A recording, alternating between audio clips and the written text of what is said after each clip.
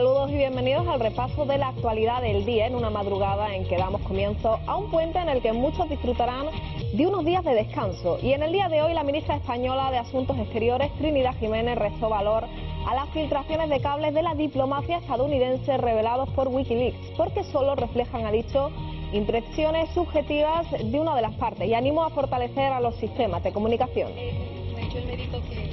En declaraciones a los periodistas antes del inicio de la 20ª Cumbre Iberoamericana que comienza hoy en la ciudad argentina de Mar de la Plata, Jiménez subrayó que las filtraciones de Wikileaks únicamente ponen de manifiesto las conclusiones a las que llega una parte después de tener conversaciones con la otra.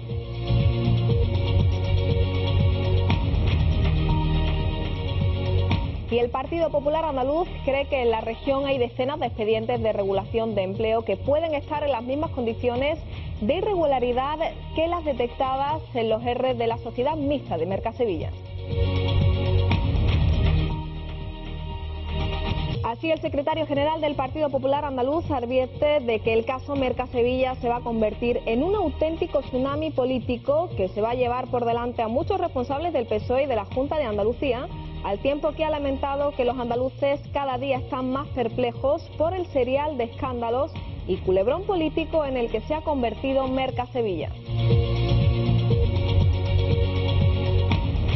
El frío, la lluvia y en algunos puntos la nieve y el hielo serán los protagonistas de la operación especial de tráfico con el motivo del Puente de la Constitución, que ha comenzado a las 3 de la tarde de hoy y que la DGT prevé que llegará hasta 7 millones de desplazamientos por carretera. A la vuelta se prevé que las restricciones se multipliquen durante la tarde y la noche del miércoles, sobre todo a la entrada de los grandes núcleos urbanos. Durante estos días se trabajan alrededor de 10.000 agentes de la agrupación de tráfico de la Guardia Civil, además de 600 trabajadores de centros de gestión de tráfico y otros 13.000 empleados de las empresas de conservación de las carreteras. Y les contamos más cosas de inmediato en los titulares.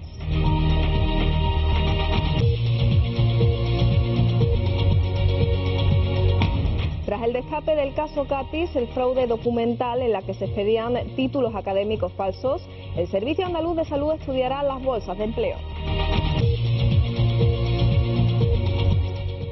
Los representantes de los trabajadores de AENA han anunciado que convocarán una serie de movilizaciones y huelgas en todos los aeropuertos de una red durante las Navidades. Y Beautiful, el drama social NEET, se enfrentan a la cartelera a dos potentes apuestas infantiles prenavideñas, el éxito taquillero Estados Unidos, Megamind y las crónicas de Narnia.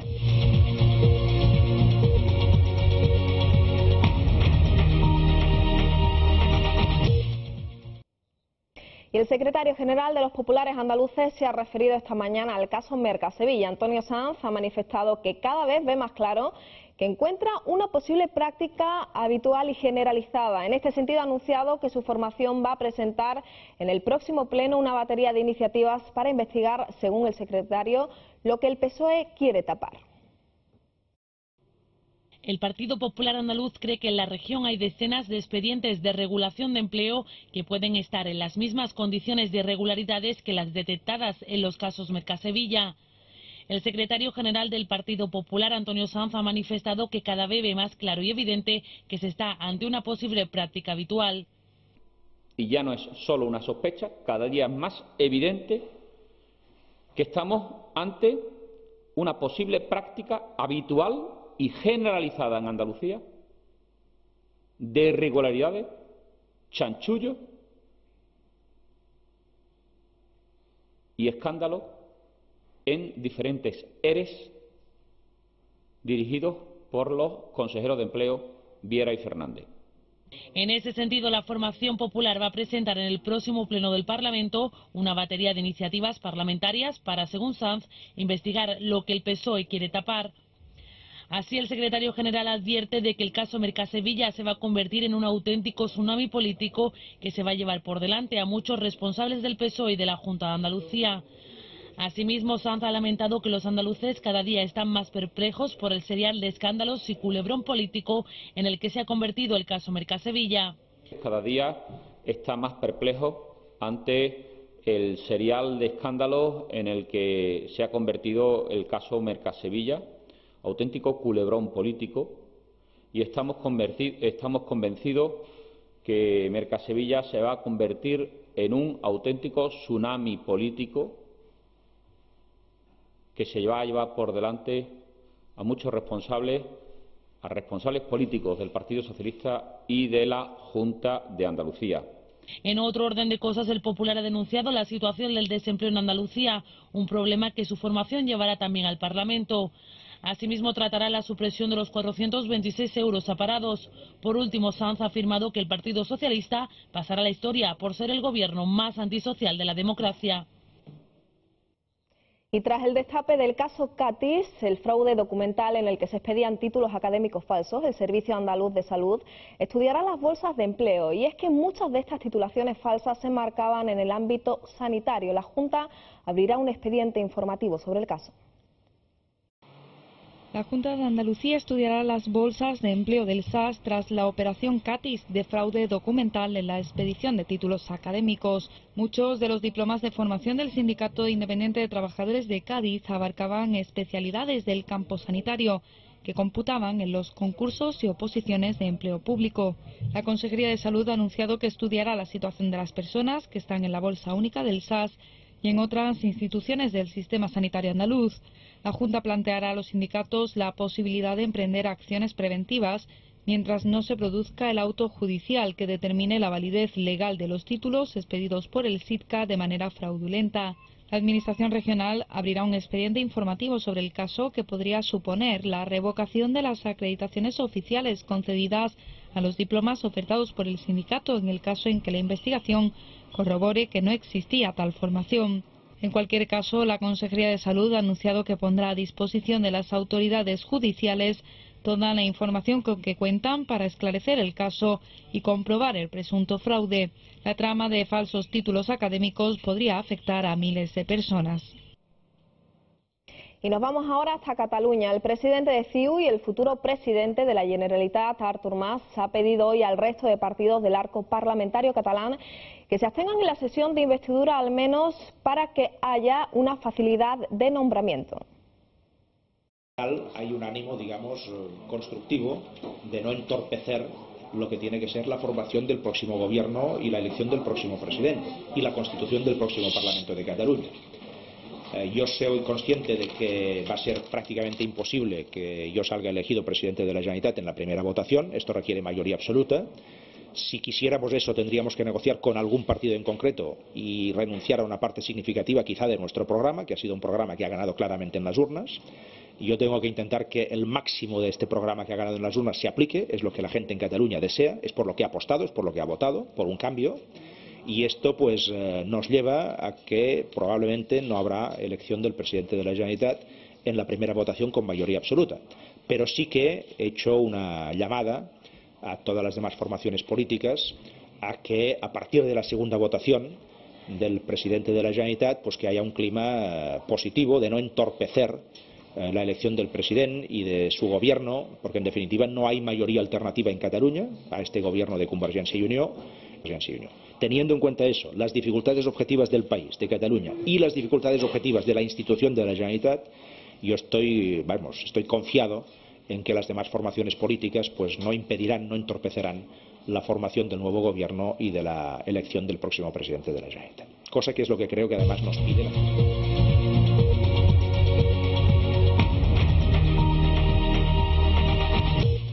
Y se lo anunciábamos al principio de nuestro informativo, la ministra española de Asuntos Exteriores, Trinidad Jiménez, restó hoy valor a las filtraciones de cables de la diplomacia estadounidense revelados por Wikileaks porque solo reflejan impresiones subjetivas y una de las partes, y animó a fortalecer los sistemas de comunicación.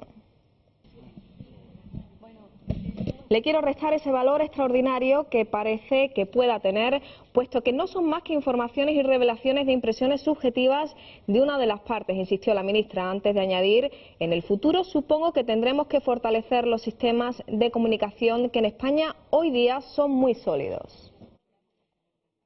Yo creo que las conversaciones que se han, las revelaciones que ha habido sobre Wikileaks ponen de manifiesto lo que una parte opina sobre la otra. ponen de manifiesto las conclusiones a las que llega una parte después de tener conversaciones con la otra parte. ¿Qué podemos hacer en el futuro? Pues francamente yo en ese momento le quiero restar ese valor extraordinario que parece que pueda tener, puesto que no son más que, insisto, informaciones y revelaciones e impresiones subjetivas de una de las partes. En el futuro, pues supongo que tendremos que fortalecer los sistemas de comunicación que en España son muy sólidos. Y cambiamos de asunto. El Gobierno adelanta la fecha de aprobación de la reforma de pensiones para el próximo 28 de enero para su posterior envío al Parlamento, donde se debatirá. Durante la rueda de prensa posterior al Consejo de Ministros, el vicepresidente primero del Gobierno, Alfredo Pérez Rubalcaba, confirmó así que se adelanta la fecha para aprobar que esta reforma en un principio estaba previsto que se aprobara en el primer trimestre del año que viene. Hemos revisado las medidas que les contará la vicepresidenta económica y hemos acordado que el Gobierno aprobará la reforma del sistema de pensiones el día 28 de enero para su envío al Parlamento. Será el 28 de enero pues cuando el Gobierno apruebe la reforma del sistema de las pensiones, que enviaremos inmediatamente al Parlamento para su tramitación. Y la vicepresidenta segunda del Gobierno, Elena Salgado, anunció una subida del impuesto sobre las labores del tabaco en una cuantía moderada y para compensar la reducción impositiva de las nuevas medidas anunciadas el pasado miércoles por el presidente del Gobierno. Nos parece que es oportuno incrementar los impuestos del tabaco. La razón de incrementar los impuestos del tabaco, me la habrán escuchado siempre cuando era ministra de Sanidad, es fundamentalmente una razón de salud pública. Haciendo nuestro tabaco más caro, sin ninguna duda reducimos el consumo. En este caso, además, va a contribuir a financiar el déficit de ingresos que podamos tener por motivo de esa reducción impositiva que hemos hecho. Por lo tanto, el día de hoy hemos acordado la subida de los impuestos del tabaco en una cuantía moderada. Seguirán siendo los precios del tabaco en España inferiores a los del Reino Unido, Francia o Alemania, pero tenemos una frontera importante, larga, con Portugal y nuestros precios se van a equiparar a los precios del tabaco en Portugal. Dependiendo de las marcas, dependiendo de la modalidad, pues va a haber unos céntimos de diferencia. Les hablamos ahora de economía. El presidente del Banco Central Europeo, Jean-Claude Trichet, insistió hoy en que el problema de la eurozona, donde las perspectivas económicas son cada vez mejores, es la política presupuestaria y por eso la prioridad para los gobiernos es hacer creíbles sus objetivos para el déficit del año próximo. Tenemos un mensaje para todos los países europeos y es que deben poner en práctica todas las medidas que hagan creíbles los objetivos en materia presupuestaria y todas las medidas de reforma estructural que permitan elevar el ritmo de crecimiento potencial a un nivel superior y actual, subrayó Trichet en una comparecencia ante la prensa en París.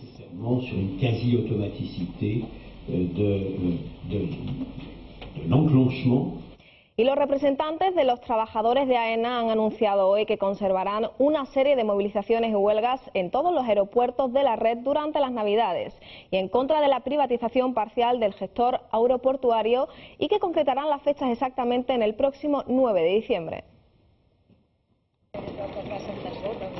Navidades calientes en los aeropuertos españoles. Los sindicatos de AENA han convocado movilizaciones y huelgas en todos los centros del país contra la privatización del gestor público.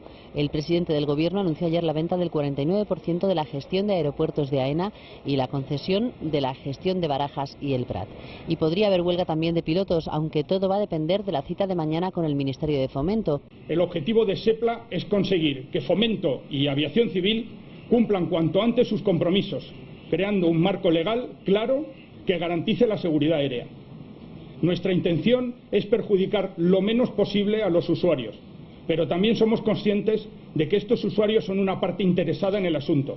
Los pilotos del SEPLA reclaman que se regulen los horarios y descansos de la tripulación. La normativa europea establece 2.000 horas de descanso anuales y 900 de tiempo máximo efectivo de vuelo.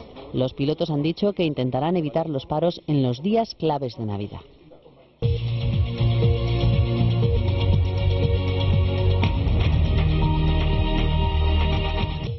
Y entre un 60 y un 70% de las pacientes que acuden a la consulta con cáncer de mama manifiestan la enfermedad en sus estados iniciales, es decir, antes de que el tumor se extienda a los ganglios linfáticos. Entre un 60 y un 70% de las pacientes que acuden a consulta con cáncer de mama manifiestan la enfermedad en sus estadios iniciales, es decir, antes de que el tumor se extienda a los ganglios linfáticos. Y dentro de ese grupo hay mujeres con mayor riesgo de recaída, las menores de 35 años, con tumores en grado 2-3, de más de 2 centímetros o receptores hormonales negativos. Sobre estas mujeres puso su atención en 1998 la Fundación Grupo Español de Investigación en Cáncer de Mama. Hoy, más de 10 años después, su trabajo posibilita el establecimiento de un nuevo tratamiento que reduce en un 32% el riesgo de recaída. Publicado por la revista The New England Journal of Medicine, el estudio marca un hito en la investigación española del cáncer de mama. Es que para nosotros es una enorme satisfacción el que un grupo cooperativo español pues haya podido llegar a estas cumbres, y es que esto es además la primera vez que ocurre, es decir, nunca antes ningún grupo cooperativo español había puesto un estándar oficial encima de la mesa. En la presentación de este nuevo estándar se han reclamado más ayudas públicas, pero también la colaboración con el sector privado. Desde aquí queríamos hacer este llamamiento, que no bajemos la guardia en esos momentos de crisis en esta investigación, porque al fin y al cabo esto va a ser el futuro. Pensamos que la administración pública y las privadas, las empresas privadas deben de colaborar juntas, porque a veces hacen ensayos por una parte y por otra y deben de unir las fuerzas. Cada año se diagnostican en España 20.000 nuevos casos de cáncer de mama. Gracias a esta nueva terapia adyuvante se podrían curar en ese periodo y de manera adicional más de 700 mujeres. Y la Escuela Técnica Superior de Ingenieros de Telecomunicaciones de la Universidad Politécnica de Madrid conmemora esta semana el 25 aniversario del primer correo con arroba enviado a España. En 1985 se envió el primer correo electrónico de estas características desde la entonces llamada Cátedra de la Comunicación. Revisar el correo electrónico es hoy una actividad rutinaria más, pero hace 25 años en España la arroba no era más que una unidad de peso en desuso. Este hombre se llama Juan Quemada y es el primer español que envió un email a través de Internet. Lo hizo en 1985 a modo de prueba desde este ordenador de la Universidad Politécnica de Madrid, donde es profesor de telecomunicaciones. De nosotros lo que mandaríamos ese contenido sería pues un mensaje de prueba a nuestro interlocutor, que era pues una entidad de investigación también con la que colaborábamos en Holanda, que era con la que nos apuntábamos, con la que nos metíamos en esa red. Lo que ni Juan ni su jefe de departamento imaginaban es que aquello iba a ser el comienzo de una revolución.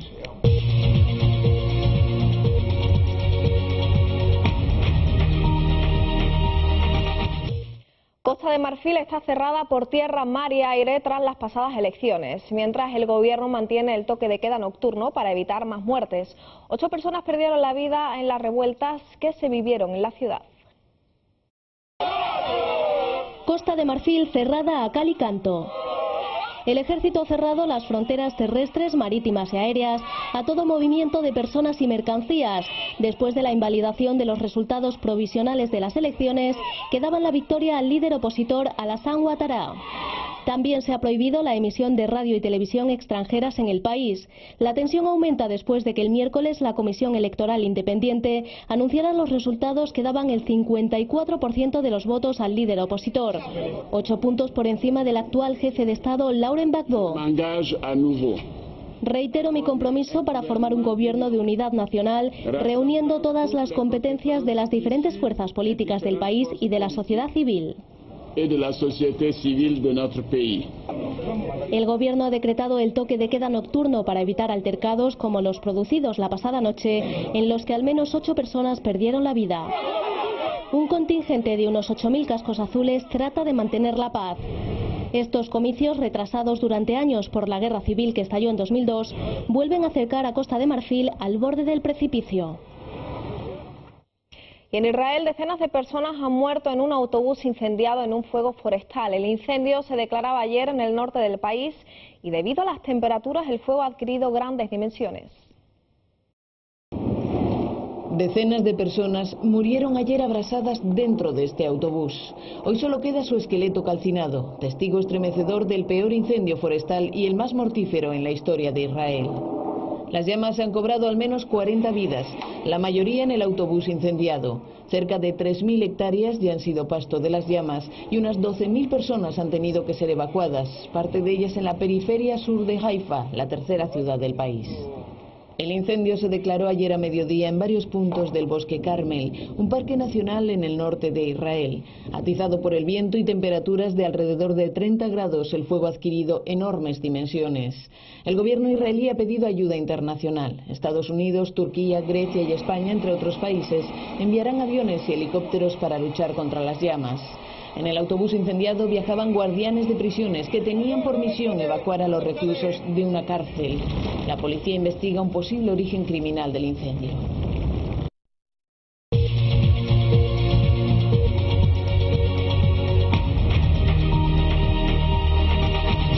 Y parece que el mal tiempo nos dará algo de tregua en algunos puntos del país en este puente.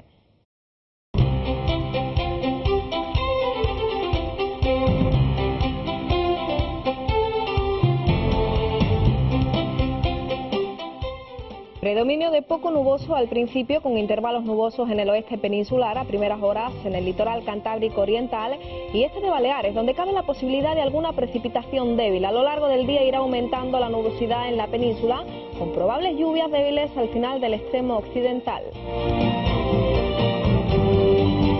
En Andalucía poco nuboso en general, salvo intervalos nubosos a primeras horas en el interior oriental y zona del estrecho, con precipitaciones débiles o localmente moderadas, cota de nieve en torno a los 600 metros en el norte y 900 metros en el sur, temperaturas en ligero a moderado descenso.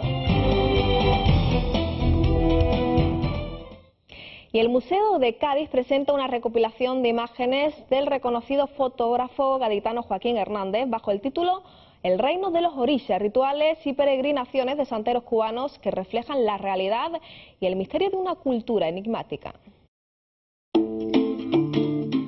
Más del 70% de los cubanos practica la santería, algo curioso en un régimen comunista. El fotógrafo gaditano Joaquín Hernández se sintió atraído por este aspecto contradictorio de la isla desde el primer momento que viajó a ella y comenzó a plasmarla con su cámara. Ahora el Museo de Cádiz presenta una recopilación de estas imágenes bajo el título El reino de los orishas.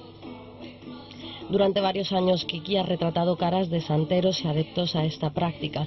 En rituales o peregrinaciones los cubanos se encuentran con sus deidades, con nombres de santo pero que realmente se veneran con sus nombres lucumís, de dioses. Fueron los esclavos africanos en tiempos de la conquista que escondieron del catolicismo su verdadera creencia yoruba. El artista ha captado sufrimiento, esperanza, pero sobre todo fervor de los miles de cubanos que se identifican con esta santería. En 55 instantáneas se muestra la práctica general de estos ritos y la procesión espontánea que cada 17 de diciembre se hace hasta el Santuario Nacional de San Lázaro. El objetivo de Joaquín Hernández descubre desde los 90 a la actualidad la realidad de la santería. Ha habido, dice, un antes y un después en la regla de Osa, como se llama allí al culto. Él ha intentado transmitir parte de esta cultura y gracias a la antropóloga Natalia Bolívar ha conseguido descifrar algunos de los significados de las encomendaciones, porque la santería no es solo una simple adoración, es un cúmulo de fetiches, bailes, sentimientos y gestos que marcan a una comunidad. Hasta el próximo 16 de enero, la santería cubana se acerca en Cádiz de la mano de la fotografía.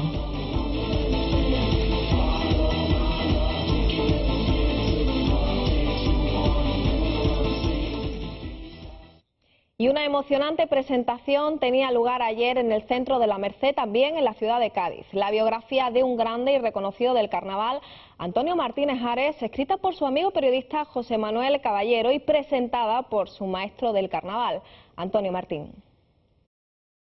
Con un guiño al cielo en recuerdo de su madre y la ilusión cumplida de presentar su biografía en el barrio que le vio nacer, Santa María.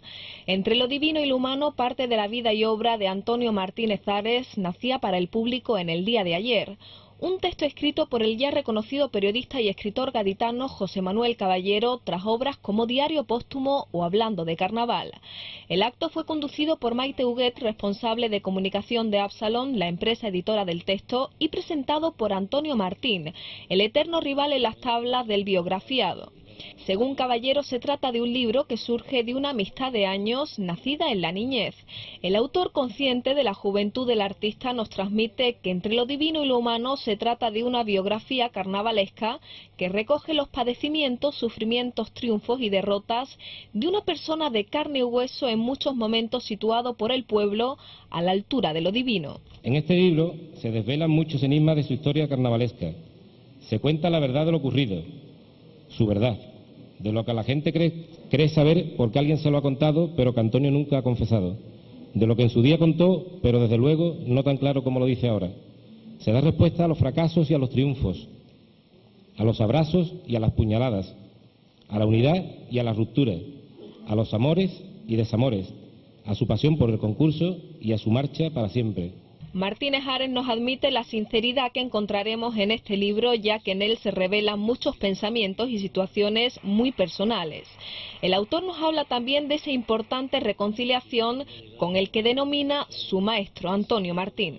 ¿Quién me iba a decir a mí que después de tantísimo tiempo compitiendo con mi maestro, al final, con todo lo que yo he criticado de él, con todo lo que gaditanamente se dice he rajado de él, al final estemos aquí? Pues sí, porque también lo necesitaba. Es decir, yo necesito quitarme lastre. Yo necesito por una vez en mi vida, y ya que no salgo, ya que no estoy en el concurso, necesito que los demás sepáis que una cosa es la competición, y lo digo sobre todo a los que competís, que una cosa es la competición, y por favor que no perdáis el tiempo en absurdos fanatismos y en absurdas batallas. Si tenéis la oportunidad de conocer a las personas, como es el caso, conocerlas antes de que se os haga tarde. Una emocionante presentación para aquel numeroso grupo de amigos y admiradores que disfrutaron de un momento extraordinario para los amantes del carnaval, en el que Martín cantaba el compositor gaditano aquella letra del pasodoble Héroes 3x4 que le dedicaba a su contrincante en el año 2008, en el que fue pregonero. En respuesta también a aquella otra letra del Vapor dedicada a Martín, cuando también él ejerció de pregonero del carnaval. El levante y el poniente, lamento la del falla, que tengan que decir los miserables, Antonio y por ti yo me la juego, y en el nombre del brujo que fue el padre de los comparsistas buenos, por la niña de mis ojos, Antonio te quiero, Antonio. Una tarde en la que la comparsa de Alba, Martín y Martínez Ares, creador, maestro y discípulo, se fundieron una vez más en favor de la historia del carnaval. Y la interpretación que le valió a Javier Bardem el premio de Cannes con Beautiful y el drama social Nietzsche, Concha de Oro en San Sebastián, se enfrentan en la cartelera a dos potentes apuestas infantiles prenavideñas: el éxito taquillero en Estados Unidos Megamind y Crónicas de Narnia 3. Alejandro González Iñárritu viaja a las entrañas de una sórdida Barcelona donde aflora el drama de la emigración ilegal. Uxbal, personaje al que da vida Javier Bardem y por el que recibió el premio a Mejor Actor en el Festival de Cannes, permite al director mexicano sondear la compleja naturaleza humana y sus contradicciones. Algunas veces ganaba él, yo casi ganaba otras. Él adoptó el nombre de Metroman. Yo me decidí por algo un poco más humilde. Megamind. Son el héroe y el villano de la nueva película de DreamWorks, Megamind. Mientras Metroman sueña con salvar a los habitantes de Metro City, Megamind intenta acabar con el protector de la ciudad para someterla. Cuando su plan de deshacerse de Metroman funcione, Megamind descubrirá que su vida carece de objetivos. Ya puedes ir despidiéndote de Roxanne Ritchie. ¿Eh? No temas, Roxy. Yo no temo nada. Voy para allá. Has sacado 100 sobre 100. Yo te saludo. Tenía un futuro prometedor, pero un entorno poco estimulante, y su talento no pareció ser suficiente para cambiar su destino.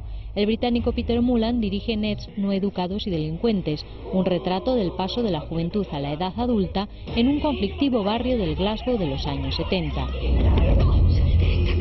Y no vuelvas. ¡No, Justas, no!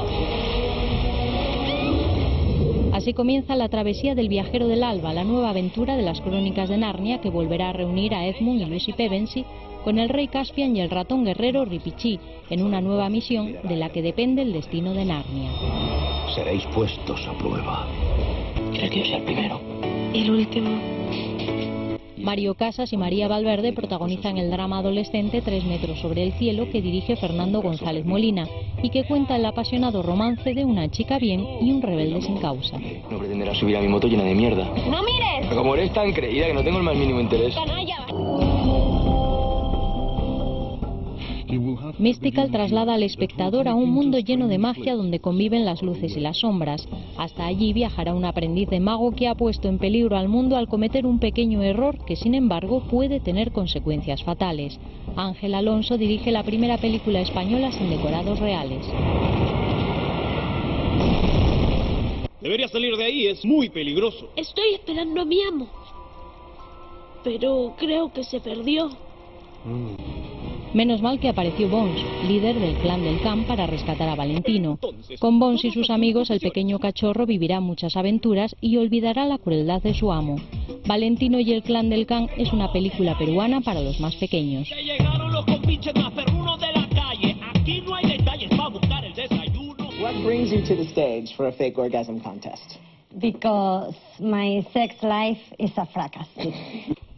¿Qué hay de verdad detrás de los clichés sexuales? El director Joe Sol busca respuesta a esta cuestión en Fake Orgasm, al tiempo que reflexiona sobre conceptos como la virilidad, la feminidad o la libido.